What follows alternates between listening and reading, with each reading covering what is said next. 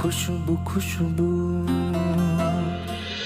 Shakil jail থেকে ফিরে আসার কারণে শাকিলের যে লোকজন রয়েছে তাদেরকে অফিস থেকে ছাঁটাই করতে পারবে না রিশাদ।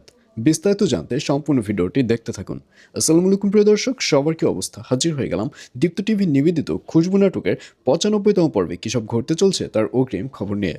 অলরাইট, এই পর্বটি আরও বেশি ইন্টারেস্টিং হতে চলছে, কারণ রিশাদকে দেখা যাবে সে যখন শাকিলের লোকদেরকে অফিস থেকে ছাঁটাই করতে যাবে ঠিক তখনই শাকিল এসে হাজির হবে, যার কারণে শাকিলের লোকজনদেরকে অফিস থেকে আর ছাঁটাই করতে পারবে না। আর অন্যদিকে রিশাদকে দেখা যাবে সে এই ব্যাপারটি নিয়ে যখন মন খারাপ করে বসে থাকবে ঠিক তখনই পেছন থেকে খুশবুকে উঠে আসতে দেখা যাবে। আর এটি দেখে রিশাদ বলবে, কী ব্যাপার, আপনি চেয়ারের পিছনে কেন লুকিয়ে আছেন?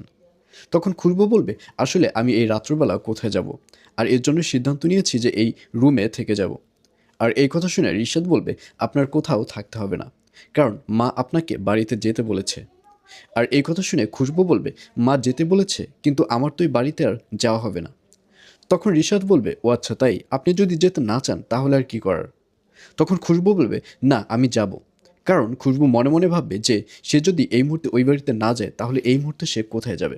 আর এজন্যই খুশবুকে দেখা যাবে সে রিশাদের সাথে আবারও রিশাদদের বাড়িতে যাবে এবং রিশাদের মা এবার খুশবুকে সাদরেই গ্রহণ করবে।